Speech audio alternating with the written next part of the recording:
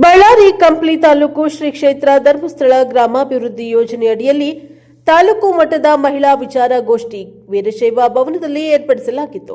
ನೂರಾರು ಮಹಿಳಾ ಗುಂಪಿನ ಕಾರ್ಯಕರ್ತರು ಭಾಗವಹಿಸಿದ್ರು. ಅವಿನಾಶ್ ಕಾಂಬ್ಳೆ ಪಿಎಸ್ಐ ಕಂಪ್ಲಿ ಮಾತನಾಡುತ್ತಾ, ಮೊಬೈಲ್ನಲ್ಲಿ ಸ್ಟೇಟಸ್ ಹಾಕಿ 3-4 ದಿನ ಊರುಗಳಿಗೆ ಹೋಗುವುದು ಮನೆ ಕಳ್ಳರಿಗೆ ಕಳ್ಳತನ ಮಾಡಲು ಅನುಕೂಲ ಮಾಡಿಕೊಟ್ಟಂತಾಗುತ್ತದೆ. ಕಂಪ್ಲಿ ಜಾತಿಯಲ್ಲಿ ಹೋದ ವರ್ಷ 15 ಮಂದಿ ಕೊಳ್ಳಲಿನ ಚೈನುಗಳು ಕಳ್ಳತನವಾಗಿದ್ವು.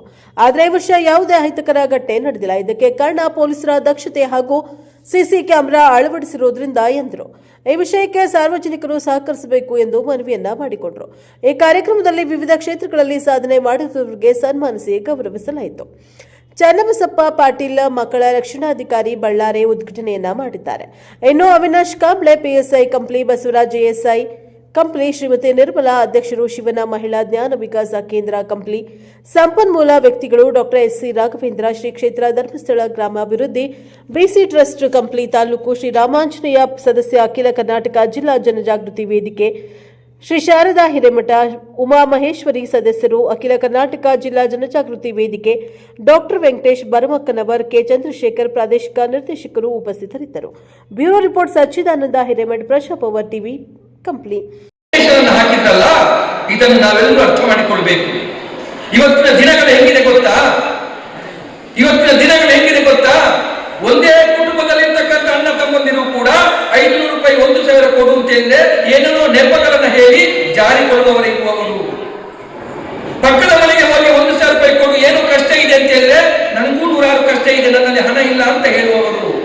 ಅಂತ ಮುಂದೆ ಟ್ರ್ಯಾಕ್ಟರ್ ಹೋಗ್ತಾ ಇತ್ತು. ಟ್ರ್ಯಾಕ್ಟರ್ಗೆ ಏನಂತಂದ್ರೆ ಟ್ರ್ಯಾಕ್ಟರ್ ಸ್ಲೋ ಇತ್ತು. ಇವನು ಸ್ಪೀಡಾಗಿ ಹೋಗಿ ಟ್ರ್ಯಾಕ್ಟರ್ ಗೊತ್ತಿಲ್ಲ. ಆಮೇಲೆ ಕೆಳಗಿಲ್ಲ, ಹೆಲ್ಮೆಟ್ ಹಾಕೋದಿಲ್ಲ, ಇಂಜುರಿ ಆಯಿತು, ಹಾಸ್ಪಿಟಲ್ ದಾಖಲಾಯಿತು. ಆಮೇಲೆ ಏನಪ್ಪ ಅಂದ್ರೆ ಇದು ಚಿಕಿತ್ಸೆ ಬೇಕಾಗಿದೆ. ಲಾಸ್ಟಿಗೆ ಏನಪ್ಪ ಅಂದ್ರೆ ಅವನು ಡೆತ್ ಆಗಿಲ್ಲ. ಸೊ ಯಾಕೆ ಡೆತ್ ಆದ ಅಂದ್ರೆ ಹೆಂಗಂತಂದ್ರೆ ಎಲ್ಲ ಬೈಕ್ ಓಡಿಸ್ತಾ ಇರ್ತಾರೆ ಕರೆಕ್ಟ್.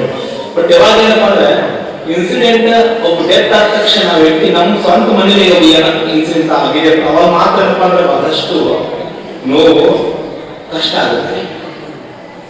ಎಲ್ಲೋ ಒಂದು ಕಡೆ ಆಕ್ಸಿಡೆಂಟ್ ಆಗಿ ಸತ್ತಿರ ತಕ್ಷಣ ಆ ನೋವು ನಮ್ಗೆ ಬರಲ್ಲ. ಯಾವಾಗ ನೋವು ಬರ್ತಂದ್ರೆ ನಮ್ಮ ಸ್ವಂತ ಮನೆಯಲ್ಲಿ ಆಕ್ಸಿಡೆಂಟ್ ಆಗಿ ಒಬ್ಬ ಡೆತ್ ಆಗಿ ಅವಾಗ ಬಹಳಷ್ಟು ನೋವು. ಹಾಗಾಗಿ ಮತ್ತೆ ಒಳ್ಳೆಯದು ಇನ್ನೊಬ್ರು ಹೆಣ್ಮಕ್ಳು ಜಗಳಗಳು, ಇದು ಒಂಥರ ಆಟಿಟ್ಯೂಡ್. ಈ ಒಂದು ಅಭ್ಯಾಸ ರೂಢಿಯಾಗ್ಬಿಟ್ಟಿತ್ತು ಆ ಮಗುವಿಗೆ. ಆ ಮಗುನ ಬೇರೆ ಬೇರೆ ಎಲ್ಲ ಕಡೆ ತೋರಿಸಿ ನಮ್ಮ ಹತ್ರ ಕರ್ಕೊಂಡು ಬಂದಿದ್ದೆ.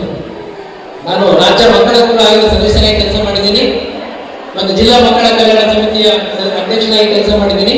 ಸುಮಾರು ಒಂದು 10,000ಕ್ಕೂ ಹೆಚ್ಚು ಪ್ರಕರಣಗಳಲ್ಲಿ ಜಜ್ಮೆಂಟ್ ಮಾಡಿದ್ರು. ಸೊ ಆ ಥರ ಪ್ರಕರಣ ಬಂದ ಚಾಲೆಂಜ್ ಆಯ್ತು. ಕೇಸ್ ಏನ್ ಮಾಡಬೇಕು? ಇದು ನೇರವಾಗಿ ನಾವು ಮಂಗಳೂರಿಗೆ ಕಳಿಸಿದ ಕೇಸ್ ವಿರೂಪಾಕ್ಷಪ್ಪ